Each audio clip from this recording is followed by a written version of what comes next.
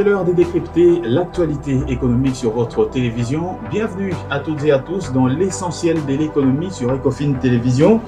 Nous allons aborder aujourd'hui trois sujets. Tout d'abord, l'accord minier signé entre la République démocratique du Congo et l'entreprise américaine Cobalt Metals, un accord qui prévoit notamment des investissements dans la numérisation des données géologiques de la République démocratique du Congo, mais aussi l'exploration en soi pour découvrir des nouveaux gisements à exploiter et enfin des gisements de lithium des Manono, un gisement au cœur d'une bataille juridique intense entre l'entreprise australienne AVZ et la chinoise Zijin Mining. Comment l'État congolais va s'y prendre justement et à quoi doit-on s'attendre? Cobalt Metal va-t-il se substituer à l'État congolais pour faire le travail d'exploration pour la découverte des nouveaux gisements? Nous allons nous poser ces questions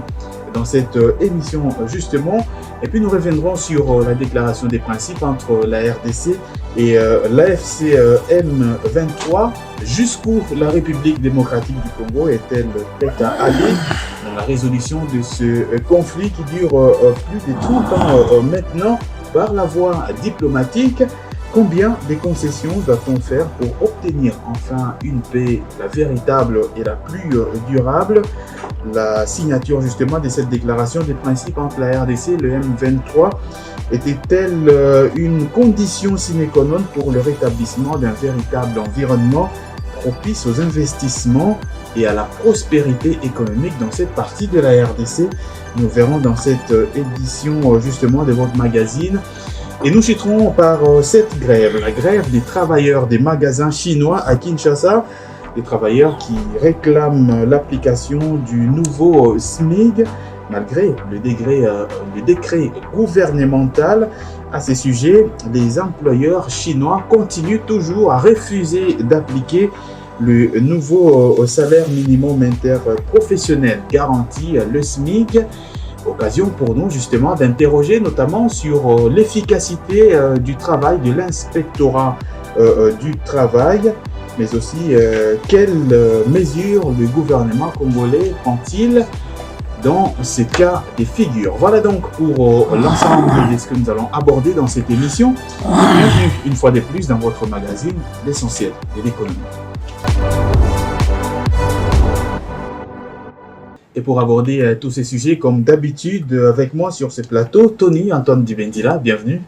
Merci beaucoup, Patrick Lumbala. C'est un grand plaisir pour moi de prendre part à ces programmes. Et donc, il y a beaucoup d'éléments d'actualité et c'est important d'éclairer l'opinion. Effectivement, une analyse vue justement de la rédaction d'Ecofin Télévision. Bonjour Igor Biorka. Bonjour Patrick, en tout cas merci beaucoup. Merci d'être là justement sur ce plateau pour analyser ensemble l'actualité vue de notre rédaction justement. Et on débute tout de suite par cet accord minier, un accord conclu entre la République démocratique du Congo et l'entreprise américaine Cobalt Metals, un accord qui suscite déjà des interrogations quant à son application, notamment en ce qui concerne le gisement de lithium de Manono que l'État compte en tout cas attribuer à l'entreprise minière américaine, alors que ce gisement fait déjà objet d'une bataille juridique féroce, on peut le dire ainsi, entre l'entreprise australienne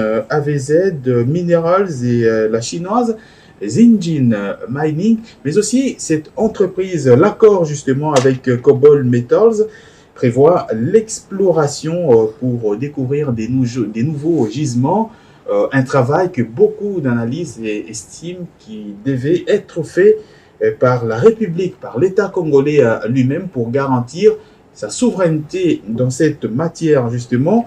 Et justement, avant d'en parler un peu plus, je vous prie de suivre cet élément pour avoir une idée générale de ce qui est contenu justement dans cet accord signé par la RDC. Et on se retrouve juste après pour en décrypter. La République démocratique du Congo a franchi une étape majeure dans la modernisation de son secteur minier avec la signature le 18 juillet 2025 d'un accord ambitieux avec l'entreprise américaine Cobalt Metals Ces partenariats stratégiques qui s'appuient sur une approche novatrice et des investissements substantiels promettent de transformer la gestion des données géologiques du pays et de relancer des projets miniers clés, notamment celui de lithium au Manono. Au cœur de cet accord, les premiers piliers, un investissement significatif dans la numérisation des données géologiques de la RDC. L'objectif est clair, compiler un historique minier exhaustif du pays, recensant toutes les découvertes issues des explorations passées. Cette initiative permettra de centraliser et de rendre accessibles des informations précieuses, souvent dispersées ou sous-exploitées jusqu'à présent. Pour y parvenir, Cobalt Metals s'appuiera sur les technologies de pointe, en particulier l'intelligence artificielle, l'utilisation de l'IA dans l'analyse de ces vastes ensembles de données permettra de dégager des corrélations, d'identifier des tendances et de cartographier avec une précision inédite les potentiels miniers de la RDC, offrant ainsi une vision renouvelée des ressources congolaises. Le deuxième volet de l'accord concerne l'exploration des nouveaux gisements. Cobalt Metals, armé de son expertise en IA, vise à identifier des zones inexplorées ou sous-explorées avec un potentiel minéral élevé. L'IA peut analyser des images satellites, des données géophysiques et des échantillons des sols pour prédire la présence des minéraux critiques, réduisant ainsi les coûts et les délais des campagnes d'exploration traditionnelles. Cette approche technologique est rendue possible grâce à un financement impressionnant. Cobalt Metals a déjà levé près d'$1 milliard pour ses projets, un signe de la confiance des investisseurs dans son modèle. Ce soutien financier est renforcé par l'engagement de figures emblématiques de la tech mondiale.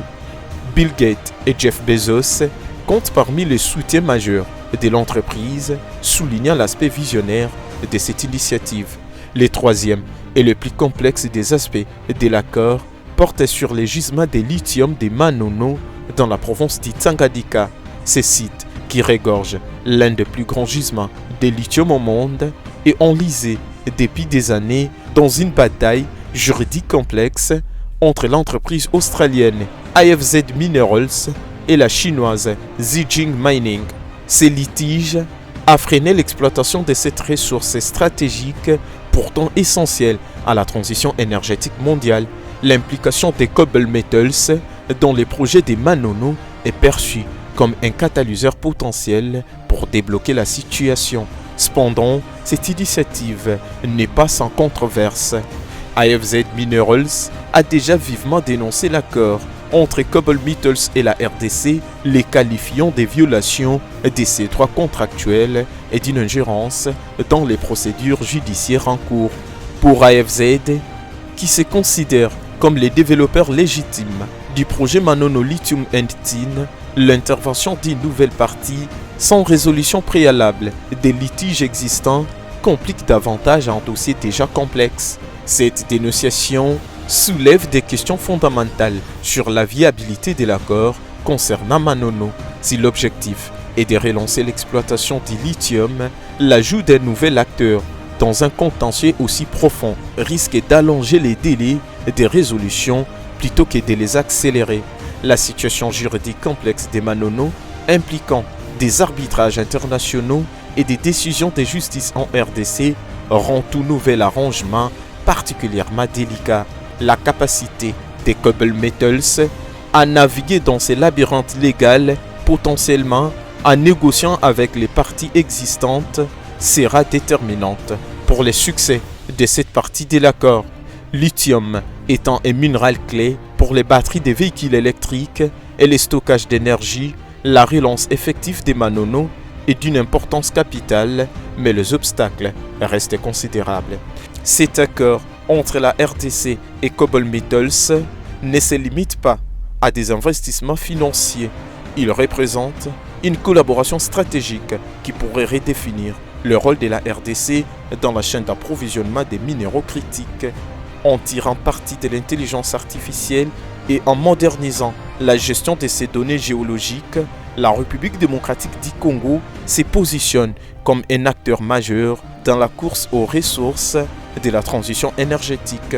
Le gouvernement congolais, par la voix de ses ministres des Mines et des Finances, a exprimé son optimisme quant aux retombées de cet accord, soulignant les potentiels de création d'emplois, de transferts de technologies et d'augmentation des revenus miniers pour les pays. Cependant, les récentes déclarations d'AFZ Minerals rappellent que la mise en œuvre de cet accord, en particulier à Manono, devra surmonter des défis juridiques et de gouvernance majeurs pour que les promesses se transforment en réalité.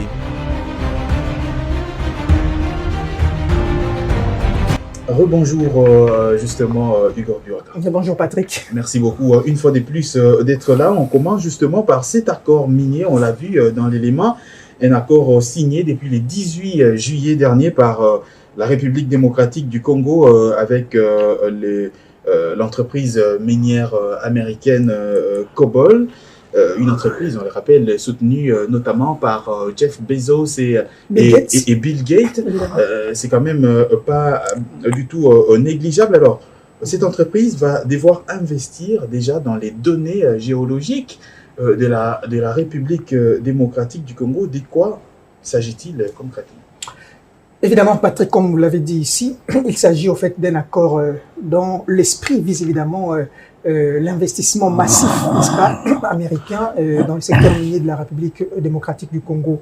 Et dans le premier axe de cet accord, comme on l'a d'ailleurs suivi dans cet élément-ci, c'est justement s'investir ou encore numériser au fait les informations géologiques de la République démocratique du Congo. Peut-être le terme peut paraître beaucoup plus technique quand on parle de la numérisation des données géologiques, c'est-à-dire le répertoire, n'est-ce pas, identifier tous les sites miniers pour que cela soit accessible non seulement à l'État congolais, moins encore aux entreprises minières, mais également aux chercheurs et d'autres investisseurs qui pourront peut-être s'intéresser, n'est-ce pas, du marché minier, surtout que le marché minier de la République démocratique du Congo, on ne cessera en tout cas de le dire, c'est un marché qui est attractif, rentable et qui attise au fait la convoitise de tout le monde au regard évidemment des potentialités minières qui s'y trouvent. Déjà, Cobalt Metals, n'est-ce pas, à travers ces partenariats qui venaient d'être signés entre la dite entreprise américaine ou dite firme minière américaine avec le gouvernement congolais, veut donc apporter en fait son expertise dans l'identification, n'est-ce pas, des sites miniers congolais. Il faudrait rappeler ici depuis que le Congo est Congo, depuis que le Congo existe comme État, on a cette lourdeur en ce qui concerne en fait les informations ne sont pas beaucoup plus transparentes. Tout à fait. On a du mal à retrouver, à identifier, à géolocaliser même nos sites miniers. On rappelle d'ailleurs que notre actuelle cartographie minière, elle date de l'époque coloniale. Imaginez.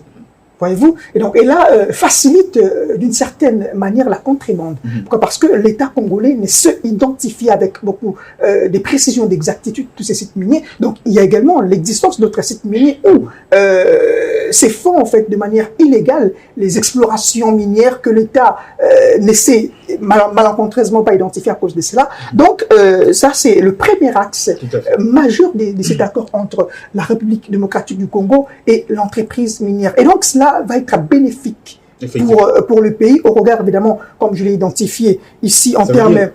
Par exemple, ce premier axe contenu dans cet accord avec Cobalt Metals, on parle notamment, ça veut dire investir dans le Cobalt qui va investir dans la numérisation des données géologiques de la RDC. Ça veut dire important, avoir de l'information sur d'abord l'historique minière de la RDC, sur ce qui a été découvert avant et en ce qui concerne justement des différentes explorations qui ont été réalisées, passées, que ce soit par les entreprises existantes en RDC, évidemment, ou même par l'État congolais lui-même. Certainement, Patrick Lumbala. Donc, c'est ça, en fait, l'avantage de numériser, en fait, ces données géologiques. Et donc, aujourd'hui, la République démocratique du Congo, qui, malheureusement, comme vous l'avez dit ici, sa cartographie minière se trouve dans un état d'obsolescence criante. Donc, on se voit dans l'obligation de réactualiser, en fait, cet aspect des choses. La question également, cela aussi va faire en sorte que, n'est-ce pas, les entreprises minières qui sont disséminées à travers le monde, les s'intéresser à votre marché minier, et par conséquent, il y aura en fait de l'attractivité dans ce secteur-là. Tout à fait. Tony Antoine Dibendila, un autre axe de cet accord entre la RDC et l'entreprise américaine Cobalt prévoit l'exploration en soi. Ça veut dire l'exploration du sous-sol congolais pour découvrir des nouveaux gisements à exploiter. Beaucoup d'analystes et d'experts du secteur considèrent que c'est un travail qui doit être fait par l'État congolais pour permettre aux différents investisseurs de venir directement investir et commencer l'exploitation. Mais quand les entreprises, les investisseurs doivent d'abord faire l'exploration à la place de l'État, est-ce que ce n'est pas une façon aussi d'hypothéquer en quelque sorte notre souveraineté dans cette question-là? Non, je voudrais souligner une chose. Ce qui est vrai, c'est que le scepticisme a gagné du terrain depuis un certain temps. La réalité est que l'accord stratégique signé aujourd'hui entre la RDC et Cobalt, stratégique, ce sont les experts qui le disent. En fait, il rentre dans les cadres beaucoup plus vastes du deal États-Unis-RDC. Bon, s'il faudra revenir rapidement. Qui n'a pas encore été conclu. Voilà, bien entendu, mais ça c'est parce qu'on sait que l'arrivée des Cobalt vise à intensifier les investissements américains en RDC. Et donc, ça sous-entend que les processus de l'autre côté avancent également un peu plus vite. Et je crois également, pour revenir rapidement, en ce qui concerne l'exploration de nos gisements miniers. On l'a rappelé ici, que la cartographie actuelle date de l'époque coloniale. Et nous savons qu'à l'époque coloniale, c'était des entreprises qui faisaient de l'exploration. Si aujourd'hui nous avons des minerais, nous savons que nous avons des minerais importants, cuivre et autres dans les grands Katanga, par exemple, c'est parce que les particuliers, ce n'était pas forcément l'État qui a mené ces explorations. Le plus important est que, au-delà, dans l'accord, c'est que les Congos bénéficient de toutes les façons d'une certaine expertise en termes d'exploration pour apprendre ou encore pour... Cet accord, au-delà de l'exploitation, va permettre à l'État d'avoir une idée... Tout à fait. Cela, depuis l'indépendance jusqu'à aujourd'hui, l'exploration n'a jamais été faite, ou le Congo n'a jamais été en partenariat avec une entreprise quelconque pour explorer ces ressources minières. Nous avons des tas et des tas de gisements. Il y a des gisements aujourd'hui connus. Et il y a certainement d'autres gisements qui ne sont pas encore connus dans d'autres régions de la République démocratique du Congo. Peut-être qu'il y a aussi d'autres ressources non encore découvertes.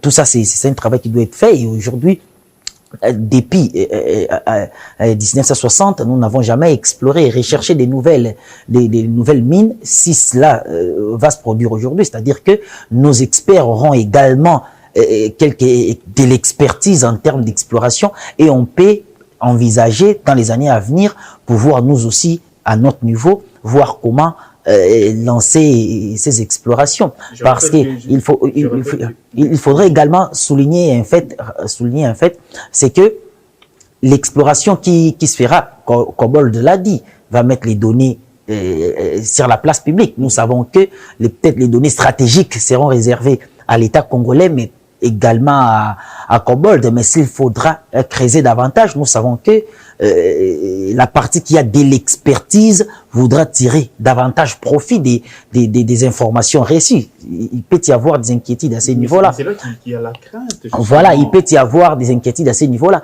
Mais mieux vaut faire quelque chose que ne rien faire. Mais si on disait, bon voilà, on est en train de craindre le fait que Cobalt pourrait explorer ou encore obtenir des données beaucoup plus stratégiques et ne pas le partager avec les experts congolais ou l'État congolais, eh bien, on aura quand même, premièrement, une certaine expertise acquise et nous-mêmes, plus tard, lorsqu'on aura les moyens à la fois techniques et technologiques pour pouvoir explorer à notre niveau, on va le faire. Mais aujourd'hui, il faut poser un pas, poser un geste. Le geste est que nous avons une cartographie. Ça, c'est un fait qui date des années, il y a longtemps, des années avant l'indépendance. Et aujourd'hui, on veut avoir des nouvelles données. Et ça pourrait également nous aider à connaître ou à savoir la quantité des minerais déjà exploités chez nous, parce que nous savons que c'est épuisable, ces minerais-là. Nous devons quand même avoir une idée, savoir ce qui reste, comment en faire, comment en profiter, et savoir s'il y a d'autres ressources dans d'autres parties du Congo où nous pouvons, parce qu'il faudra les rappeler, qu'il n'y a pas longtemps, il y a des gisements de cuivre à haute teneur découverts dans les Congo centrales. C'est-à-dire que s'il y a de l'exploration à petite échelle et que nous avons quand même découvert de tels gisements, et si on élargisse au regard de l'accord avec Cobalt, la taille de cet accord, et voilà, on pourrait peut-être découvrir encore des gisements beaucoup plus importants, au lieu de s'inquiéter sur le fait qu'il pourrait y avoir des données stratégiques auxquelles l'État n'aurait pas accès. Mieux vaut poser un pas, c'est le plus important. Je rappelle d'ailleurs que Cobol, dans l'exploration, va utiliser l'intelligence artificielle pour faciliter le travail, mais une information importante à noter, c'est qu'elle a déjà levé 1 milliard de dollars américains pour ce projet. Tony Antoine Tuidela vient de le dire. Mieux vaut faire quelque chose que de ne rien faire, quitte à avoir des informations stratégiques sur notre cartographie minière, être détenue par les Américains. Évidemment, partager le même avis. Oui, je ne vais pas récuser cette évidence, Patrick Kumbala.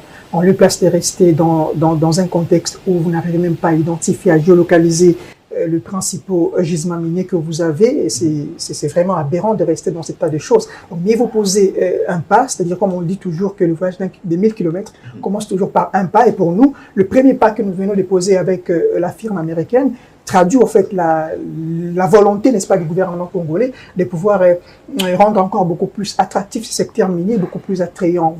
Vous allez au fait vous rappeler ici ce qui contribue, n'est-ce pas, à ternir par moment l'image du secteur minier congolais. Pourquoi? Parce qu'on qualifie du secteur, il n'y a pas de transparence, voyez-vous. Mais avec déjà les données mise à la place publique, les données évidemment géologiques mises à la place publique, déjà cette contrainte qui, n'est-ce pas, ne permettait pas à notre secteur d'être beaucoup plus dynamique et attractif sur l'échelle internationale. Cette contrainte n'aura plus sa part. Parce qu'on rappelle que c'était quand même une contrainte assez importante pour les investisseurs qui venaient. Vous venez pour l'exploitation d'une mine, vous devez investir dans les études de faisabilité, dans l'exploration. Voilà, en amont. Pourtant, avec la mise en place, n'est-ce pas, sur l'espace public de toutes ces données géologiques, déjà c'est beaucoup plus important. Ça permettrait également à l'État de prendre des décisions stratégiques déjà en amont, sachant pertinemment ce qui se passe même dans le site minier. Parce qu'il faut le dire ici.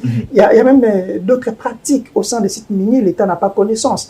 Pourquoi? Parce qu'on ne sait pas identifier avec beaucoup plus de clarté et de précision ce qui se passe, voyez-vous. Déjà, avec la mise en place de tout cela, ça va permettre, n'est-ce pas, à l'État congolais d'avoir un regard beaucoup plus parcimonieux et un regard beaucoup plus clair sur tout ce qui se passe dans l'environnement minier de la République démocratique du Congo. Et c'est beaucoup plus bénéfique pour l'État congolais que d'invectiver, n'est-ce pas, des propos malencontreux vis-à-vis, n'est-ce pas, de cet accord qui est prolifique pour la République démocratique du Congo. Tout à fait, mais je reste toujours avec vous, Igor, pour évoquer le troisième axe de cet accord, qui est d'ailleurs pas du tout le moindre, c'est l'axe concernant le gisement de lithium de Manono.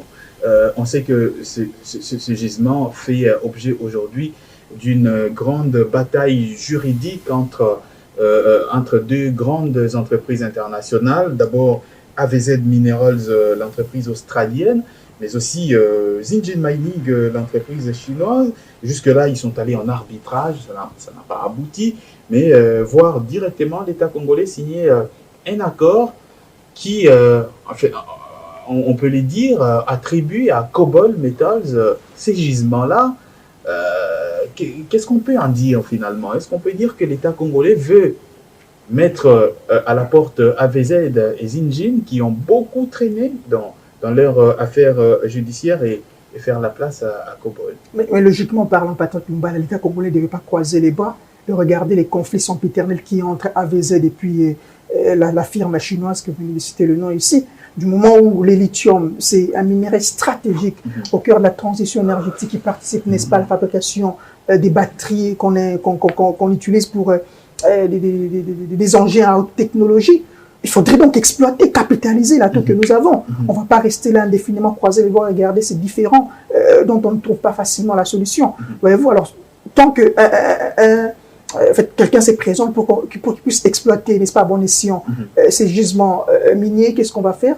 On ne va pas quand même refuser, n'est-ce pas, à Cobalt Metals d'avoir la même main sur ça. Donc, en partie, il faudrait également comprendre que le gouvernement congolais a besoin d'activer, de dynamiser ce secteur qui contribue à plus de 70% de son économie, de son économie. Voyez-vous, aujourd'hui, le secteur minier, c'est un levier essentiel pour l'économie de la République démocratique du Congo. Et donc, on est dans l'obligation d'exploiter à fond tout ce que nous avons comme avantage, tout ce que nous avons comme atout dans ce secteur-là. Donc, pour moi, c'est loin, en fait, des suspicions, loin, en fait, des considérations, je dirais, restrictives qui pensent que l'État congolais s'est présenté comme, n'est-ce pas, quelqu'un qui a chamboulé, a bradé ses minéraux. Mais moi, je trouve que, n'est-ce pas, c'est une opportunité pour la République démocratique du Congo d'explorer ces gisements miniers. Parce que déjà, il faudrait dire ici que là, on ne trouve pas que le lithium, on trouve également l'étain, qui est également un autre minerai stratégique. Dans les sols du Tanganyika, évidemment. Donc, c'est pour moi, en tout cas, une bonne opportunité qui s'est présentée auprès du gouvernement congolais, au gouvernement congolais, d'en profiter et de saisir cette opportunité. Alors, Tony Dibedila, en ce qui concerne justement le lithium du Manono, on rappelle que c'est un environnement, enfin, c'est un terrain dont l'exploitation est suspendue carrément depuis plusieurs années maintenant à cause de ce conflit entre AVZ et Zijin Mining. Alors, l'État congolais espère que Cobalt Metals puisse aider, en tout cas selon notamment l'esprit de l'accord, puisse aider à mettre fin à ces conflits pour qu'à terme, Cobalt puisse justement acquérir ces gisements-là. Est-ce que c'est logique? Parce que déjà, AVZ vient de dénoncer l'accord avec Cobalt Metals. Mais je crois qu'aujourd'hui, nous ne sommes pas on ne peut pas aller dans une logique de vouloir traiter ou suivre de près les caprices des uns et des autres. Aujourd'hui, je crois que la logique est celle de l'intérêt. Vous voyez, la situation actuelle engendre de l'inertie. On n'avance pas. Il y a des partis qui s'affrontent depuis plusieurs années déjà. On ne sait pas, les Congos ne sait pas tirer bénéfice de ces jugements, des Manono. Et donc, aujourd'hui, s'il y a opportunité de pouvoir tourner la page concernant AVZ et Zijin, et qu'il y a un acteur minier qui peut s'imposer dans le sens de résoudre les conflits et prendre les parts, parce qu'au terme, c'est prendre les parts et que ces jugements deviennent bénéfiques pour l'État congolais. Et bon, eh bien, je crois qu'on peut y aller. Mais il fallait regarder au-delà de cet aspect des choses. Nous savons que les contextes actuels, c'est les contextes de faire revenir, c'est un contexte, marqué par le fait de vouloir faire revenir les intérêts américains sur les sols congolais. Et s'il y a des acteurs américains qui peuvent peser de leur poids, eh bien, pour répondre les intérêts, enfin, faire gagner des intérêts ou résoudre les conflits, et que les intérêts américains dans un cadre des relations aujourd'hui qui se redessinent entre les RDC et les USA, eh bien, je l'ai dit tantôt, allons. Mais il faudrait en tout cas regarder également les messages que l'État pourrait envoyer dans les secteurs miniers, c'est-à-dire question de crédibilité aussi, parce qu'il y a eu un arbitrage quelque part. L'arbitrage n'a pas apporté des résultats attendus, en tout cas pour AVZ. Et puis après, l'État congolais estime qu'aussi il est en train de perdre du temps inutilement avec des gens qui se battent. On ne sait pas quand est-ce que la question sera résolue. Et donc que les Américains reviennent. Mais au-delà de ça, c'est aussi une confrontation ça on l'a toujours dit, géopolitique contre les États-Unis et la Chine. Nous avons vu ces derniers temps l'activisme chinois les Chinois sont venus ici certainement pour vouloir protéger aussi leurs intérêts. On sait d'autre part que les Congos aussi a pris des engagements dans le cadre du contrat sino-congolais. Nous avons revu l'accord qui nous a fait gagner quand même 7 milliards de dollars pour une certaine durée, et nous voyons tous les jours des infrastructures qui sortent maintenant des terres grâce à cet accord-là Chine-RDC. Nous n'avons pas résilié ces contrats-là. Et donc, en termes de crédibilité, je crois que l'État doit s'assurer que l'arbitrage, s'il faut le dire comme ça, qui pourrait apporter Cobalt, soit que cela ne frustre pas davantage les acteurs, sinon ça risque d'envoyer un mauvais message pour les autres investisseurs qui ne sont pas américains. Et donc, d'autre part, on voit aussi pour des raisons stratégiques que les Américains voudraient également frustrer les autres pour qu'ils se disent que désormais il y a un chef dans le secteur minier au Congo, ne venez pas n'importe comment, nous allons vous bousculer jusqu'à la sortie.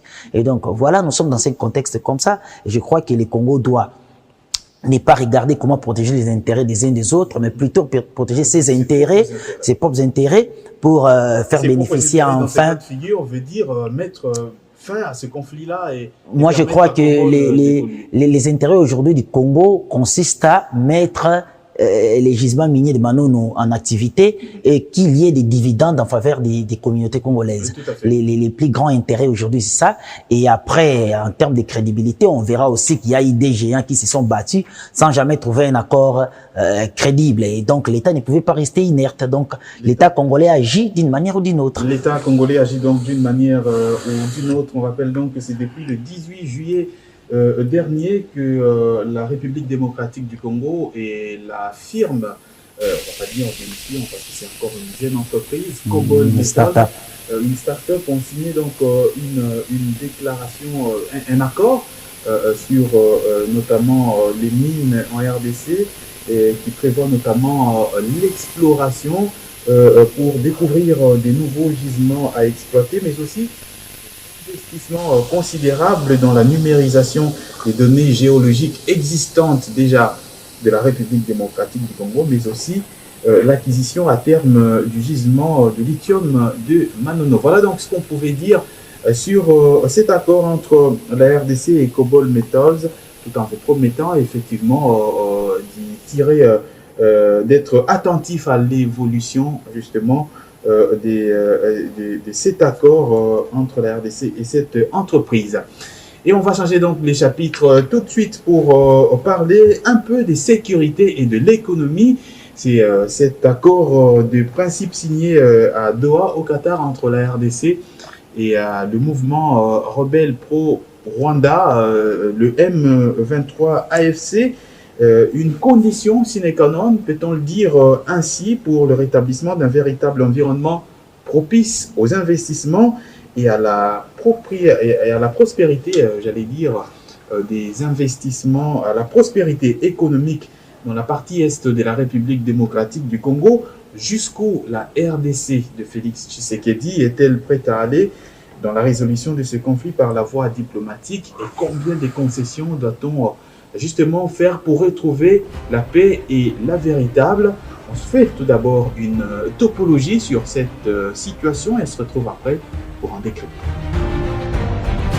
La République démocratique du Congo a récemment franchi une étape cruciale vers la pacification de sa partie orientale avec la signature d'une déclaration de principe entre les gouvernements et les groupes AFC M23. Cet accord, dont le détail précis reste à être pleinement concrétisé, marque un tournant potentiellement majeur pour la stabilité du pays et par extension pour son climat des affaires, l'attraction des investissements et le développement de son secteur minier. Après des années de conflits et de tensions dans l'est du pays, cette déclaration de principe représente un engagement mutuel vers une désescalade et une résolution politique des divergences. Bien que le chemin vers une paix durable soit souvent semé d'embûches, l'intention affichée par toutes les parties de s'engager dans un dialogue constructif est une lueur d'espoir. La fin, ou du moins une réduction significative des hostilités, est la condition sine qua non pour toute forme de développement économique et social dans les régions affectées. La première et la plus immédiate de retombées attendues de cette déclaration est le retrait du M23 et in fine une amélioration sensible du climat des affaires en RDC. L'instabilité sécuritaire a toujours été un frein majeur pour les investisseurs locaux comme étrangers. Les zones de conflit sont par définition des environnements à haut risque où les infrastructures sont détruites, les populations déplacées et où la visibilité à long terme est quasi inexistante. Impact sur les investissements, des portes qui s'ouvrent. La relation directe entre la paix et l'investissement est déniable. Si la déclaration de principe s'est traduite par une paix tangible, les investissements pourraient affluer, notamment dans les régions de l'Est qui sont riches en ressources mais dévastées par le conflit. Les grandes entreprises internationales, souvent frileuses face à l'insécurité, pourraient reconsidérer la RDC comme une destination viable. Elle apporterait de capitaux, de technologies et des savoir-faire.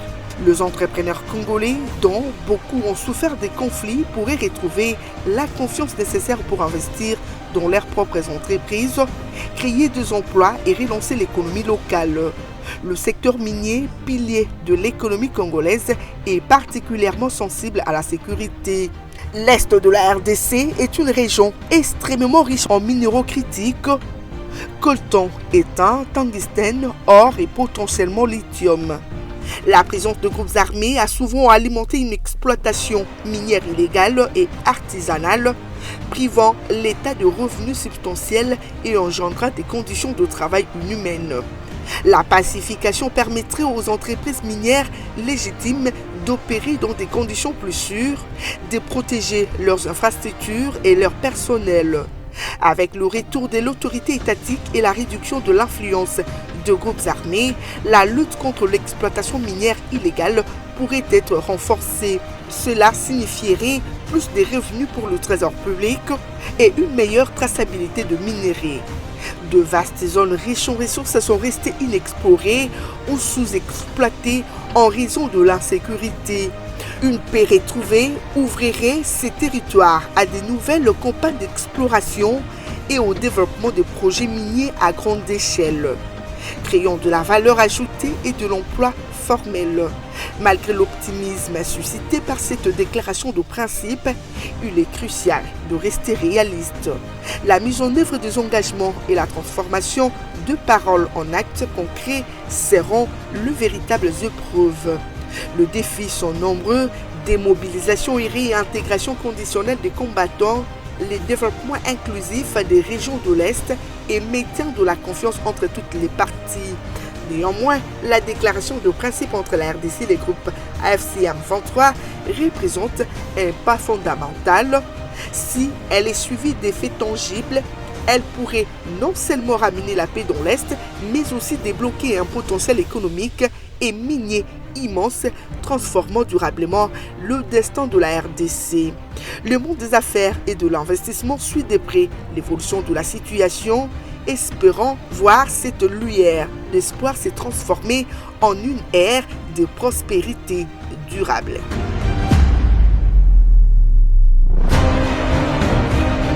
Alors, Tony Antoine Dibendila, la RDC qui signe donc une déclaration de principe avec le mouvement pro-rwandais M23. Est-ce qu'on peut dire à ce niveau que c'était une des conditions sine qua non pour rétablir la paix dans cette partie de la RDC et par ricochet, obtenir un véritable environnement qui soit propice aux investissements?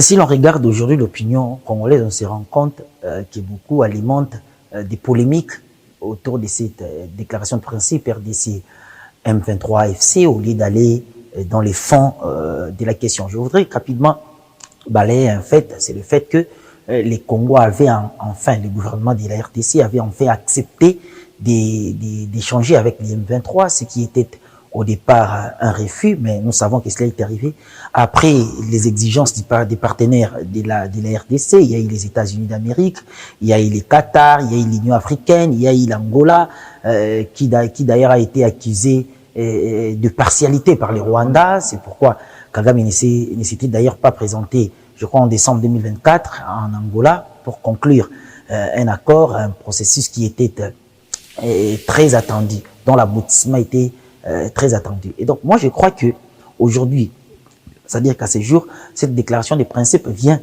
d'activer un fait. Nous savons qu'aujourd'hui, il est établi qu'il devrait y avoir, par exemple, la restauration de l'autorité de l'État dans les zones conquises par les forces ennemies, et qu'il devait y avoir l'espérance du retour de la stabilité, parce qu'on sait que sans la stabilité dans cette partie du pays, il n'y aura pas d'investissement, parce qu'au regard de tout, ces échanges sont dictés par des intérêts économiques de part et d'autre aussi, parce qu'on sait que le Qatar a beaucoup d'investissements dans la région et que les sanctions économiques contre le Rwanda ne facilitent pas la tâche à ces investissements.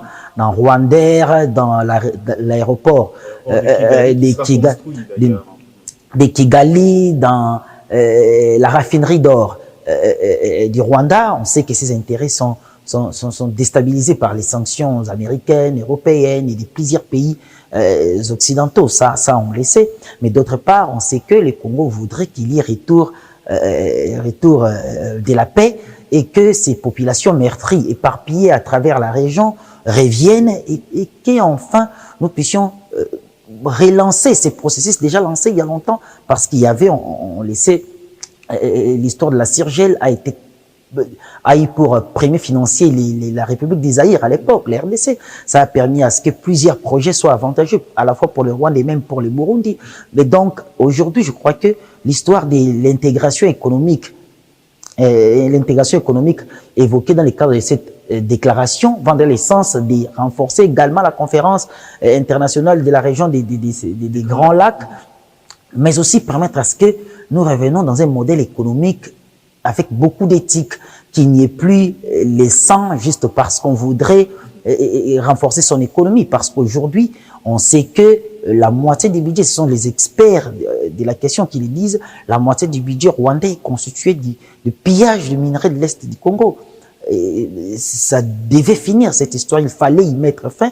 Et aujourd'hui, il y a eu le leadership américain qui a dit aujourd'hui qu'il fallait en tout cas mettre fin à ces pillages une fois pour toutes. Nous avons fait confiance à certains partenaires et nous avons vu, prenons par exemple certains leaders mondiaux comme la Chine qui ne s'intéresse pas à cette question. On voit la Russie a ses problèmes, la guerre en Ukraine, des problèmes à la Syrie, voilà.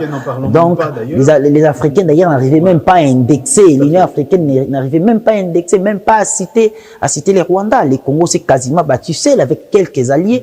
Et après, on a abouti quand même à la résolution 2773 qui demande explicitement aux forces rwandaises de partir. Mais comme il n'y avait pas de mesures contraignantes, aujourd'hui nous avons quand même ces processus. Il y a d'une part les processus de Washington, on a déjà un accord de paix. D'ailleurs, j'encourage beaucoup à lire cet accord de paix qui est aujourd'hui public, parce que certains spéculent, mais ils n'ont même pas lu le contenu de cet accord. Et d'autre part, nous avons cette déclaration aujourd'hui de principe et nous attendons d'ici 10 jours un accord de paix qui signera en tout cas les départs des M23, parce que la question revient. Mais il y a eu la déclaration de principe. Les M23 est toujours là. Est-ce qu'après l'accord, mais c'est justement dans l'accord où on aura à expliciter les étapes de la restauration de l'autorité de l'État dans les territoires occupés par les forces ennemies. Déjà, ça pose problème, Igor Biwaka, sur la terminologie notamment, en ce qui concerne notamment la restauration de l'autorité de l'État. Le M23 parle un langage, Kinshasa parle aussi un langage, et on a vu le Rwanda qui s'est précipité pour saluer justement cette déclaration des principes entre la RDC et le M23. À quoi doit-on s'attendre justement, et jusqu'où la RDC est prête à aller pour rétablir cette paix tant attendue? Vous savez, Patrick Lumbala, beaucoup interprètent de manière, je dirais, triviale et sordide, n'est-ce pas, ces déclarations de principe conclues entre le gouvernement congolais et puis la coalition M23-FC, sous évidemment la médiation du Qatar. Mais moi, je trouve que c'est un pas en tout cas vers la paix définitive dans cette partie orientale longtemps, n'est-ce pas, gangrénée par une crise trentenaire qui a bénéficié au régime de Kagame, mais également au développement, n'est-ce pas, de son pays. Aujourd'hui, le Rwanda, comme on l'a tantôt évoqué ici, repose 50% de son économie, n'est-ce pas, par le pillage des ressources minières dans le flanc oriental de la RDC. Et c'est malheureux de le constater. Alors aujourd'hui, déjà, comme j'étais en train de le dire, vous savez, la guerre, Patrick Lumbala, la guerre, elle est factuelle. Mais la paix, c'est une étape qui impose, n'est-ce pas, une démarche procédurale. Évidemment, c'est la voie vers laquelle est en train d'étendre la République démocratique du Congo. Dans le passé, on avait du mal, on l'a toujours dit ici, on avait du mal d'identifier les Rwandais comme étant un acteur principal dans cette crise de l'Est de la RDC. Mais aujourd'hui, grâce à la diplomatie agissante, n'est-ce pas, du gouvernement congolais, grâce à la diplomatie agissante du président de la République, aujourd'hui quand même, on parvient à indexer le Rwanda. Aujourd'hui, les gens reviennent encore. Dans un autre aspect des choses, les gens reviennent et voilà, c'était une ligne rouge à ne pas franchir. On parle de la concession. On met en exergue, n'est-ce pas, le mot concession, mais au prix de quoi, Patrick Mumbala? Déjà, une fois que vous franchissez une étape que les gens négligent, que les gens sont en train, en fait, ne voient pas la portée de cette étape-là. Déjà, aujourd'hui, le fait de montrer, d'indexer le Rwanda, c'est pour la RDC une victoire, parce que tous les États du monde, la communauté internationale sait pertinemment. Il y a des rapports accablants, même des instances internationales, qui accusent le Rwanda d'être pays agresseur, n'est-ce pas? Qui accusent le Rwanda, qui montrent du doigt le Rwanda. Et donc, si on prend le narratif du président de la République, il disait il ne voulait pas négocier directement avec ce qu'il avait qualifié de coquilles vides qui étaient le M23. Pourquoi il ne voulait pas négocier directement avec ces gens? Il a d'abord commencé par montrer à la face du monde que voilà, la personne qui soutient le M23, c'est le Rwanda. Il faut commencer d'abord avec le Rwanda, et puis par la suite, on va négocier avec ces acteurs-là qui ne font que suivre la volonté de leur maître, la volonté, je dirais, machiavélique de leur maître. On l'a vu d'ailleurs dans les discussions à Doha que c'est pratiquement le cahier des charges du Rwanda, on peut dire, qui a été mis sur la table. Certainement, certainement. Et ça prouve encore à suffisance que voilà, le M23 n'est là que pour couvrir les intérêts du Rwanda. Et aujourd'hui encore, faut-il mentionner le fait que sur le sol congolais, la présence militaire rwandaise. Voyez-vous? Donc l'agression de la partie orientale n'est plus à cacher. La participation dans cette guerre de l'Est n'est plus à cacher. Et donc pour la RDC, c'est au fait une victoire. D'abord, c'est une victoire. La première démarche, c'est le fait de montrer le Rwanda, de dénuder ses pratiques hostiles et ses pratiques expansionnistes. Mais après, il faudrait maintenant s'attaquer, n'est-ce pas, au M23. Et pour le M23, les gens ne voient pas en fait la portée de cette déclaration de principe. Quand on parle de restaurer l'autorité de l'État, mais il s'agit de quelle autorité de l'État qu'on doit restaurer? Dans la partie orientale de l'RDC. Ce n'est pas l'État rwandais qui a ses parts. Mais il faut voir les choses. L'autorité de l'État légitime. Il ne faudrait pas décontextualiser le propos de son contexte. Il faut rester dans les faits. On est en train de faire une lecture non seulement, je dirais, linéaire, mais une lecture de fond de la chose, Patrick Mumbala. On veut restaurer, quand on parle de ces points-là, montrent en suffisance qu'aujourd'hui, le Rwanda occupe illégalement le territoire congolais. Tout à fait. Et il occupe ce territoire congolais, n'est-ce pas, par ses trabans. Mais ces trabans, c'est quoi? Ces trabans, c'est en fait cette coalition AFC-M23. Et donc, on exige, n'est-ce pas, la restauration, c'est-à-dire que l'État congolais doit reprendre à ses parts, doit reprendre à ces villes qui sont aujourd'hui sous occupation de cette coalition AFC-M23. Et en reprenant cela va faire en sorte que la République démocratique du Congo puisse activer un autre levier très important. Et c'est le levier, ce qu'on appelle l'élan du développement, l'élan vers le développement. Je vais justement chuter rapidement là-dessus. Pourquoi? Parce que, vous savez, la partie orientale de la République démocratique du Congo, c'est une partie qui regorge non seulement des richesses minières, mais également une richesse démographique. Où se concentre la démographie de la République démocratique du Congo avec plus de 120 millions d'âmes? C'est dans la partie orientale. Et ce n'est pas n'importe quelle démographie. C'est une démographie qui est consciente, Patrick Mumbala. C'est une démographie qui est talentueuse, réplie des talents. Et tout cela, le Rwanda le sait. Donc, au-delà, en fait, de maintenir le pays sous le joug de la précarité, ils savent pertinemment qu'on ne peut pas faire en sorte que la partie orientale de la République démocratique du Congo puisse bénéficier de la quiétude à cause évidemment des élites qu'il y a dedans.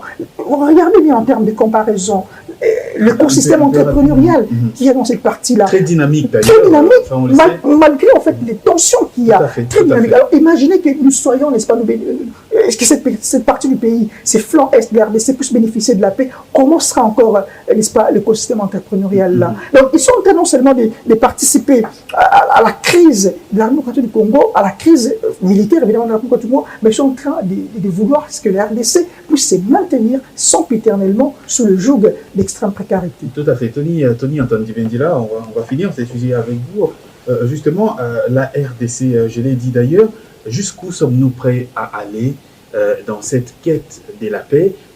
Beaucoup dénoncent déjà une déclaration des principes où on a beaucoup concédé à un mouvement qu'on qualifie de pro-rwandais. Jusqu'où la RDC est prête à aller? Mais déjà, il faudra faire une analyse comparative des accords ou des accords tout simplement. S'il faudra regarder l'accord signé par la RDC, l'accord qui a créé le M23, l'accord du 23 mars, et qui a en tout cas concédé les mixages et les brassages, mais à comparer avec l'accord d'aujourd'hui, où on parle explicitement de l'intégration conditionnée des combattants du M23 au cas par cas, et on a même donné les principes de cette intégration coordonnée, c'est-à-dire qu'il y a des principes tels que la loyauté envers les institutions. Quelque part, on voit qu'il y a déjà une barrière, même en termes de ces intégrations au cas par cas, et les acteurs politiques, on saura comment les caser dans les caser pour des questions politiques. Mais cela n'exclut même pas les poursuites judiciaires, parce qu'il y aura, après, il faudra que les gens répondent de leurs responsabilités. Il y a eu des massacres de masse. C'est pourquoi justement l'accord prévoit, dans la déclaration de principe, cette déclaration prévoit l'intégration coordonnée, en fait, dans l'accord RDC-Rwanda, coordonnée de combattants du M23 au cas par cas. En fait, le vrai accord aujourd'hui qui a mis fin à la guerre, c'est l'accord RDC-Rwanda. Et ce qui s'élargit avec le M23, c'est quasiment dans les contextes de cet accord, ce n'est pas à prendre de manière isolée. Où est-ce que la République démocratique du Congo doit aller? Je crois que la ligne a été donnée par un leader congolais, Zaïre à l'époque, qui a dit qu'il fallait signer même avec les diables pour maintenir la paix en République, mais les pactes, même avec les diables, pour maintenir la paix et la stabilité au Congo. Aujourd'hui, il faudra souligner un fait. Il faudra souligner un fait, c'est-à-dire que les rêves expansionnistes du Rwanda, les rêves d'obtenir d'autres territoires au Congo, les rêves de créer ce qu'ils ont appelé les Congo orientales, s'est envolé. Les Congos ont toujours résisté. Je voudrais rapidement sur les minerais congolais, ces rêves-là s'est envolé. Mais la question de l'intégration économique, s'il faudra le dire, mais c'est tout à fait normal. Nous avons une richesse et nous avons déjà, dès le départ, dès l'arrivée du président Tshisekedi, proposé un cadre d'intégration économique où nous aurons des projets communs et partager ce projet commun en tant qu'État, pays de la sous-région et voir comment se développer ensemble. Mais ça n'a jamais été la position rwandaise parce que justement pour eux, voilà, l'économie, pour eux, l'économie du sang fonctionnait très bien. Nous avons vu que la guerre des 30 ans dans l'est du Congo a permis à ce que les Rwandais se stabilisent, a permis à ce que les Rwandais créent ces bling-bling, mais avec ces nouveaux modèles économiques que les ISA souhaitent avoir avec les RDC et les pays de la région du Grand Lac, les Rwandais se posent des questions. Est-ce que leurs institutions ou leur modèle économique basé sur le pillage des minerais congolais pourra résister et continuer à donner du pain quotidiennement aux Rwandais? La question reste ouverte. Et je voudrais rapidement évoquer cette question. Les rêves là rwandais s'est envolé et les Congos à la sortie de l'indépendance, mais nous avons vu une partie, nous avons vu les Katanga, il y a eu sécession dans les Kassai, il y a eu également sécession. Ça a pris plus de 2 ans dans les 2 parties du Congo, mais les Congos s'est retrouvés et ces sécessions-là ont pris fin. De la même manière qu'aujourd'hui, il faudra en tout cas affirmer aux Congolais que les processus aujourd'hui est quasiment à la fin et les rêves rwandais d'occuper éternellement les territoires congolais s'est envolé et ce sera un nouveau modèle économique qui permettra à ce que les Congos retrouvent son processus de développement. Effectivement, on termine avec vous. Vous allez réagir, mais j'aimerais que vous intégriez également l'aspect Qatar. On a senti vraiment le Qatar très impliqué dans la signature de cette déclaration des principes avec le M23. Tony Dibendila l'a dit. Est-ce que le Qatar a senti ses intérêts économiques menacés dans cette partie de l'Afrique, voilà, la RDC, y compris le Rwanda? Évidemment, s'impliquer autant. Déjà, je ne vais pas revenir sur les accointances en termes de relations bilatérales qu'il y a entre le Qatar et le Rwanda. Donc, il s'était senti, en tout cas dans l'obligation, évidemment, de relier les 2 parties prenantes. Vous allez vous souvenir que je crois que c'était au mois de mars 2025 où le président Kagame avait rencontré son homologue congolais, le président Tshisekedi, évidemment, et autour des émirs du Qatar qui ont évidemment discuté sur la question de la crise dans la partie orientale. Et donc, c'était impératif, n'est-ce pas, pour le Qatar, qui, n'est-ce pas, ne tire pas seulement profit des intérêts via le Rwanda, mais également via la République démocratique du Congo. Il faut rappeler également ici le fait que déjà il y a une ligne directe entre le Qatar et la République démocratique du Congo. Voilà l'inauguration l'année dernière. Certainement. Donc pour dire que voilà, le Qatar n'est pas seulement impliqué activement au Rwanda auprès de ces régimes de Kagame, mais il est également impliqué, n'est-ce pas, en ce qui concerne la République démocratique du Congo. Et par conséquent, il s'est vu dans l'obligation d'assurer cette médiation de manière beaucoup plus objective. Voyez-vous? Et là, déjà, on est en train de se diriger vers un élan de développement, vers un élan de stabilité. La stabilité dans la partie orientale de la République démocratique du Congo ouvre la voie vers l'élan du développement. Mais seulement, il faudrait après s'interroger sur la période post-crise en République démocratique du Congo. Ça sera beaucoup plus intéressant. Parce que vous allez vous rappeler, sans être beaucoup plus historiciste, vous allez vous rappeler que ce qui a conduit, n'est-ce pas, ce qui nous a amené à ces malheurs, c'était au fait notre hospitalité envers le pays voisin. Tout à fait. Voyez-vous? Donc c'est là même l'urgence pour la République démocratique du Congo de restructurer certaines de ses relations avec d'autres pays, de restructurer en fait son armée, de réorganiser sa défense nationale, et cela s'impose. S'impose pourquoi, à Patrick Lumbala? La République démocratique du Congo, comme d'aucuns pourront insidieusement le croire, la République démocratique du Congo n'est pas un pays xénophobe. C'est un pays qui a toujours été hospitalier. Déjà, cela se manifeste à travers 450 ethnies que nous avons en République du Congo. Donc notre richesse n'est pas seulement minière, notre richesse est également culturelle, notre richesse est également linguistique. Vous savez, Patrick Lumbala, nous on n'a pas hérité, n'est-ce pas, de cet héritage colonial du tribalisme et autres. Et ils n'ont qu'à peine 2 groupes ethniques, mais ça crée problème. La République démocratique du Congo, on en a plus de 450.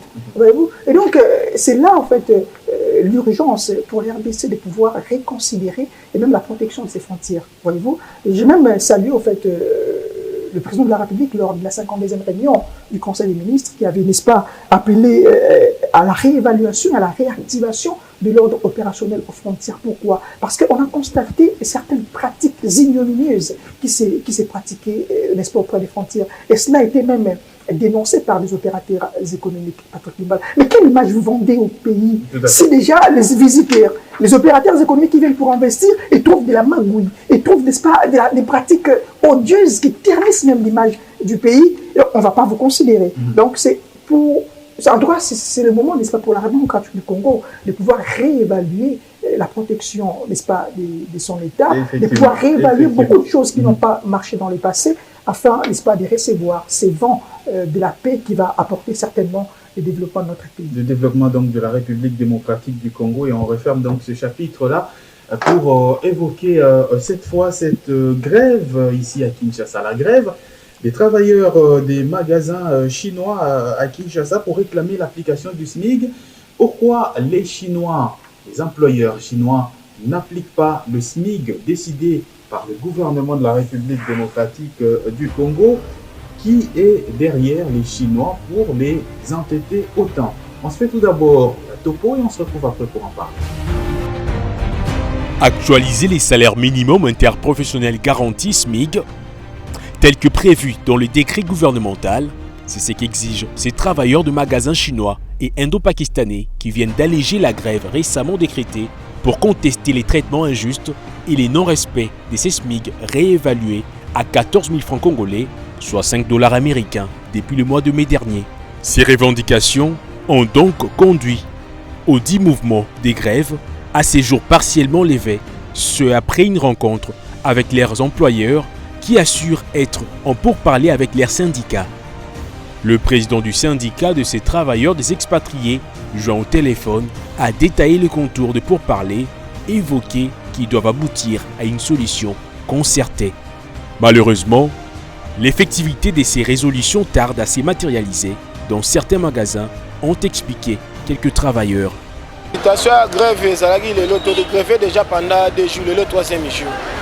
Mais tout ça qui n'a assemblé kuna le toyo kanel na bango balie biso kana kalki pa bango bazaka mibi ba bato ba kalki ndaki ba augmenter ba salaire na biso pa biso to ba chauffeur ba augmenter mais baninga mususu lokola ye aza livré na kati magasin o naza na gérer aza livré ba augmenter salaire mais transport ba pesi le sauter kwa banda za transport na mbongo ba baxé ça lokola bazuka transport na ye ba kangisi ba baxé petit rien ba pesi soko na biso ba nchofo ba augmenter na bango mais transport ba augmenter te na ba chinois nyonso na ba syndicat na biso tozalaki ensemble to sololi mais situation eza kaka boye totala pa ba chinois musu ba sololi lokola oyo magasin oyo alandi kande baninga babia le bien n'est pas de problème oyo nyonso mo ba lo bakuna ya zo salela yango l'état faut appliquer quand na dossier oyo ba solola ka bien te. On a bel et bien entendu que le ministre avait confirmé l'augmentation des SMIC à 14 500. Mais jusque-là, nous sommes que, on peut dire, à moyen bas. Donc là, on est toujours dans le même programme. Donc ils nous ont promis que non, c'est le mois passé, plutôt le mois passé. Donc on aura vu, on pourrait voir peut-être le changement concernant le programme des salaires. Mais jusque-là, on est toujours la même chose. Il y a toujours le même programme. Donc les airs, on ne sait même pas comment est-ce qu'on doit travailler. Avant, c'était le ministre du Travail. Il était là, donc Bokassa Commerce. Donc il était là, il a dit que non, le samedi, on commencera à travailler de 11h à 16h. Mais donc à notre grande surprise, le samedi passé, donc le magasin commence à ouvrir à 8h. Donc là, on peut dire que non, nous commençons à travailler avec des tranches, 8h à 17h. Or, c'était à 11h à 17h. Donc jusqu'à là, on ne sait pas. Donc, tous ces plaintes comment? Tous ces plaintes sur les plans SMIG, le plan salaire ou bien le plan R. Tout ça, le ministre a bien... Nous avons tout vu avec des accusés, avec des documents signés par le ministre. Premier ministre, la première dame, plutôt le ministre, Maman Julie Soumigna, a bel et bien signé SMIG. Rien du tout. Je me rappelle, j'ai même des vidéos dans mon téléphone. Le ministre, il y a travail. C'est papa et quoi que si je ne m'abuse pas, à la Pakanda, il a tombé à maman naïe. Je me rappelle, na costé nzambe témoin. À l'obindé to sanga ina bino bozo bomoni changement té, c'est que zangate. Ngai na lia rambonga muduté na lia rambonga benjente ya ba chinois té. Boko mona changement smigi ko se mandenge singé. Ba era musale ko zala respecter. Alors maloba na ye kenana ona mai. Ça veut dire que tout le monde a la grève, tout le monde a yango. Nous manifestons parce que tout a maltraité. Nous avons benjé bagé na mbongo ba pesiguna. Na place mbongo na ba pese biso ba peuple congolais te faire vivre ba famille. To yaka boy transport à 2000 francs papa. À Kinshasa 2000 francs. Au somba nini au coût transport ni. Net singa na futa 12 000 francs les retour. Mais ba pese transport à 2000. Ce que toza wapi. Une situation de non-respect de la législation du travail généralisée dans un contexte où l'inspection générale du travail, censée protéger les travailleurs et promouvoir le dialogue, mais aussi veiller au respect des lois et règlements en matière des conditions de travail, est quasi absente. Les inspecteurs et contrôleurs du travail sous ces responsabilités sont devenus discrets et inexistants, laissant libre cours aux abus des différentes natures qui vont à l'encontre du Code du travail, dont l'application est une obligation. Précisons que ces travailleurs exigent la mise en application du nouveau salaire minimum interprofessionnel garanti, dont le premier volet, évalué à 14 000 francs congolais, soit 5 $ américains, est entré en vigueur depuis mai 2025. Et voilà donc Tony Dibendila, on vient de voir d'ailleurs les réactions des Congolais qui travaillent pour les Chinois, mais aussi ceux qui travaillent pour les Indo-Pakistanais. J'ai envie de vous poser en tout cas cette question très directe. Qui en-tête les Chinois finalement? Parce qu'il y a une décision gouvernementale réajustant le salaire minimum interprofessionnel garanti, le SMIG, mais ils refusent d'appliquer. Qu'est-ce qui se passe finalement? Mais ils se sont fait des copains. Je voudrais d'ailleurs rapidement prendre au mot ces gens-là. Ils se sont fait des copains avec des inspecteurs de l'inspection générale du travail. Ça c'est connu. Nous avons mené une enquête ici à Kofin en 2023 sur la situation des précarités ou la situation du travail des journaliers. Ils s'étaient exprimés. Les conditions sont difficiles. Et puis à l'époque, les responsables des entreprises, c'est pas seulement chinoises ou encore indo-pakistanaises, pas simplement les magasins. Aujourd'hui, c'est la grève des travailleurs, des employés des magasins chinois ou indo-pakistanais, mais plus largement, ce sont ces expatriés-là. C'est-à-dire, ils ne mettent pas dans les conditions adéquates, comme l'exige le Code du travail au Congo, leurs travailleurs congolais. On sait qu'ils obtiennent difficilement leur SMIC. Et voyez, aujourd'hui, il y a une décision gouvernementale. Il y a l'inspection générale du travail. Mais c'est aux journaliers eux-mêmes de se battre pour espérer obtenir cet avantage-là légal. On a vu il n'y a pas longtemps, il y a eu un reportage diffusé également à Ecofin, Grand Moulin de Kinshasa, ça appartient aux Indo-Pakistanais, je crois bien également, mais il venait à peine d'accepter, d'octroyer désormais cette SMIG revue par l'État. C'est maintenant à 14 000 francs congolais, ce qui équivaut à 5 $ américains le jour. C'est-à-dire, on s'est dit que la situation est beaucoup plus large. La situation du travailleur congolais. Si déjà, par exemple, je relève un fait ici, il y a eu des dénonciations des mouvements syndicaux du secteur de la santé sur les centres hospitaliers universitaires Renaissance ex-Mamayemo, où plusieurs agents qui détiennent même les numéros matricules ont été écartés par les gestionnaires en place. Ce sont les dénonciations des mouvements syndicaux. Des gens qui ont des numéros matricules, mais qui ne peuvent plus aller travailler sur décision des gestionnaires actuels à l'hôpital général de Kinshasa. Et ça ne pose aucun problème. Ils se battent eux-mêmes. Les mouvements syndicaux dénoncent. Ils disent, mais ce n'est pas normal. Eux-mêmes, les travailleurs écartés, c'est qu'ils détiennent, bien que les gestionnaires démentent et disent qu'ils n'ont pas chassé des Congolais détenteurs des numéros matricules de l'État, mais eux-mêmes disent que c'est faux, ils ne peuvent pas aller travailler. Si on se pose la question, où se trouve l'inspection générale du travail? Où se trouve l'inspection générale du travail? Où se trouvent les inspecteurs du travail? Qu'est-ce qu'ils font comme ça? Déjà, on avait du mal en 2023 pour les avoir. On a fait des tours et des tours pour les avoir. Ils ne parlent pas. Et on sait qu'il y a une certaine époque. Il y a une loi de l'omerta. L'omerta, parce que ce qui se passe dans ces secteurs, c'est compliqué. Nous avons eu du mal. Mais je sais qu'il y a eu, je crois, l'année passée, en 2023, déjà un processus lancé pour recruter des nouveaux inspecteurs, mais aussi des contrôleurs du travail. Mais jusque-là, on ne voit pas l'aboutissement. D'ailleurs, nous avons eu des messages de quelques inspecteurs du travail recrutés à Lubumbashi qui n'ont jamais voilà, pris en charge par les trésors publics. Donc la situation est réelle, c'est qui, d'une part, l'inspection générale du travail abandonne le travail congolais, d'autre part, les expatriés qui arrivent et vous trouvent dans un contexte où il y a des inspecteurs qui viennent retirer quelques enveloppes de pots de vin pour les laisser faire n'importe quoi, et ils agissent en maître. Ils refusent d'appliquer les décisions gouvernementales parce qu'ils savent justement. Et ils le voient nous-mêmes, les Congolais, poser des mêmes actes, bafouer la loi et ne pas prendre en considération nos propres concitoyens lorsqu'ils travaillent. J'ai évoqué ici les Kamamaïbo par exemple. C'est-à-dire que ils voient ce que nous faisons et ils font la même chose. Et ils ont des moyens, ils ont de l'argent. Ils savent que si les inspecteurs ou les contrôleurs arrivent, ils auront leur enveloppe et plus rien.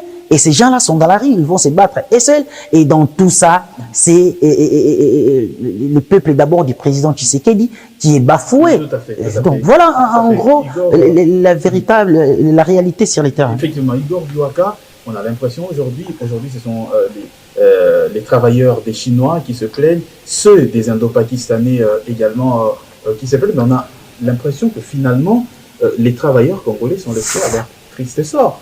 Le ministère du Travail, Emploi et Prévoyance Sociale, on se demande c'est quoi son travail. L'inspection du travail, les Congolais sont délaissés. Et la question c'est, qui encourage ces expatriés d'avoir autant des ailes, de maltraiter des Congolais dans leur propre pays, sans être inquiétés? Je crois que le gouvernement devrait en fait s'impliquer sur la question. Puisque vous allez vous en souvenir que dans l'une des réunions du Conseil des ministres, le président de la République avait tapé le poing sur la table pour exiger l'amélioration, n'est-ce pas, des conditions de travail des Congolais, qui, spécialement, n'est-ce pas, ceux qui travaillent auprès des expatriés ici et sur le sol congolais, évidemment. Et je crois que cette mesure, cette instruction n'a pas été suivie. Aujourd'hui, on parle... Et surtout, je vous prends 2 secondes, Igor, nous sommes dans un contexte où l'État veut mettre en place une nouvelle politique salariale. Mais si déjà les journaliers sont maltraités, comment est-ce qu'on pourra croire à la mise en place d'une nouvelle politique salariale? C'est un fait en tout cas considérable qu'on devrait prendre en compte, Patrick Kimbala, et je crois bien que les autorités nous suivent. C'est une évidence et ils doivent corriger là-dessus. Voyez-vous, aujourd'hui, l'entrée en vigueur, n'est-ce pas, de ce SMIG a dévolé c'est déjà depuis le mois de mai. Mais vous êtes incapable d'appliquer pour 14 500 francs congolais les SMIC comme tel que statué dans le décret gouvernemental. Mais comment est-ce qu'ils vont, n'est-ce pas, appliquer le 21 500 francs d'ici à l'horizon 2026? Puisque le décret prévoit également l'augmentation, n'est-ce pas, des SMIC à hauteur de 21 500 francs congolais qui va entrer en application en vigueur le 1er janvier 2026. C'est comme une mesure transitoire. L'actuel pose problème. Donc, ce sont des gens qui veulent, au fait, maintenir la main-d'œuvre congolais dans des conditions de précarité extrême et ce n'est pas honorifique pour le Congo. Ce n'est pas honorifique. Ceux qui travaillent sont nos frères. Voyez-vous, c'est des Congolais qui sont en train de travailler et qui donnent de leur temps, qui donnent de leur énergie, non seulement physique, mais également intellectuelle, puisque tout travail nous bouffe, n'est-ce pas, à deux niveaux, l'énergie que nous avons, tant sur le plan intellectuel que sur le plan physique. Mais pour combien? Pour des maudites sommes. Incapables de nouer les deux bouts du mois. C'est écœurant. C'est lancinant, Patrick Lumbala. Et donc, au gouvernement de s'impliquer activement pour résoudre la chose. Si aujourd'hui l'inspectorat général du travail est incapable de suivre de près ces gens-là qui sont protégés, Tony l'a dit ici, ils se sont fait des copains. Ils se sont fait des copains à tous les niveaux. Voyez-vous? Donc il faudrait démanteler ces circuits. Tout à fait. Ces circuits aberrants et écœurants qui ternissent l'image du pays. Il faut démanteler ces circuits des mafieux qui, n'est-ce pas, favorisent ces pratiques malsaines dans notre pays, Patrick Lumbala. Et donc, moi, je trouve que la responsabilité gouvernementale devrait s'impliquer activement pour faire respecter à bon escient ce décret qui a été convenu. Aujourd'hui, qu'est-ce qu'on exige à travers ces 14 500 francs congolais? Que leur salaire, au moins, que leurs émoluments touchent au moins 130 $ américains. Vous savez, avec toutes les conditions de vie, avec toute cette surchauffe que nous constatons, que nous remarquons sur le marché. Vous pensez qu'avec 130 $ américains, quelqu'un peut nous le bout du mois? On ne demande pas trop. On demande que 130 $ américains. Et c'est incapable. Ils sont incapables de payer ça. Et combien ils font entrer le jour, ces gens-là? Combien ils font? Ils ont pris tous les marchés en démocratie du Congo. L'agroalimentaire, je ne sais quoi encore, le vestimentaire, la restauration et autres. Ils sont incapables de payer 14 500 francs en termes de SMIC à un Congolais. Non, c'est méchant. De la mauvaise foi et de la duplicité. On doit corriger ça, Patrick Lumbala. Tout à fait, c'est de la mauvaise foi. Donc il faudra, moi je crois que... moi je crois que... tout à fait, mais je crois qu'il faudra qu'il y ait un Gilles Alinguete version inspection générale du travail. Parce que depuis longtemps, cette inspection-là a beaucoup de pouvoir. Mais on ne voit pas ce qui se fait sur les terrains, à tous les niveaux, les travailleurs se lamentent. Mais allez voir les travailleurs des Chinois indo-pakistanais. Ils ont jusqu'à 2000 francs congolais les jours. 2000 francs congolais les jours. Vous voyez comment est-ce que les gens, 2000 francs congolais, c'est combien en termes de dollars? Ce n'est même pas $1. $1, c'est à 2800 francs congolais. Donc, ils ont 0,8 le jour. Mais d'autre part, il y a également un sérieux problème de réglementation du secteur. Parce que je sais des réglementations du secteur, parce qu'il y a également des mouvements, des organisations de la société civile telles qu'ACAJ, qui avait à une certaine époque exigé qu'il y ait une loi qui encadre vraiment les métiers journaliers, ainsi de suite, qu'il y ait une loi qui porte même des sanctions pénales pour ceux qui refusent d'appliquer les mesures gouvernementales ou encore les codes du travail dans les secteurs. Ce sont des gens, des travailleurs, vraiment une catégorie abandonnée, oubliée dans notre société. Et je crois qu'aujourd'hui, il faudra se réveiller et se dire que le problème n'est pas simplement le fait d'instaurer ou d'augmenter un SMIC. On va aller jusqu'à 21 000 francs à l'horizon 2026. Mais aujourd'hui, on doit, en réfléchissant dans le sens d'améliorer les SMIC, il faudra réfléchir également dans le sens de redynamiser l'inspection générale du travail et de sanctionner sévèrement les employeurs qui ne veulent pas appliquer la loi. Alors justement, Igor Buaka, on est là devant le fait. Les Congolais réclament on va dire la mise à jour du SMIC par leur employeur chinois indo-pakistanais, mais ce n'est pas fait. L'État fait quoi dans ces cas de figure? Mais c'est comme je vous l'ai dit, Patrick Lumbala, vous voyez, l'État a un pouvoir coercitif. C'est-à-dire le pouvoir de l'État est absolu. Donc on ne peut pas aller à l'encontre de ce que l'État stipule comme Parce que là, franchement, c'est un affront contre la décision. Certainement, c'est un affront, comme tu l'as dit, Patrick Lumbala. Donc, comme je l'ai tantôt rappelé ici, vraiment, c'est à l'État congolais de s'impliquer activement pour corriger cette erreur, voyez-vous, pour corriger en tout cas cette erreur qui ne permet pas à cette main-d'œuvre-là de pouvoir se retrouver, cette main-d'œuvre-là qui travaille durement pour avoir au moins quelque chose de quoi se payer un pain quotidien, qui n'arrive pas avec des maudites sommes, comme on l'a rappelé ici, des 1000 francs le jour. Qu'est-ce que vous allez faire avec, Patrick Lumbala, dans un contexte de surchauffe économique, dans un contexte où l'inflation bat son plein? Donc c'est pratiquement méchant de laisser cette situation comme ça échanger. Et donc au gouvernement, à l'État congolais, de s'impliquer activement pour corriger, je dirais, cette injustice salariale. Tout à fait. Nous aussi, Ecofin Télévision, nous allons nous impliquer pour voir jusqu'où le feuilleton va finir. Nous ferons des suivis régulièrement pour justement savoir si nos compatriotes ont été donc remis dans leurs droits. Merci à vous deux, messieurs. Merci, merci. Une fois de plus passé sur ce plateau. Et merci à vous d'avoir suivi cette émission. Ben, c'est terminé pour aujourd'hui. Le prochain rendez-vous est pris donc pour demain avec d'autres sujets de décryptage et d'analyse d'actualité. D'ici là, portez-vous bien et restez en continuation de nos programmes.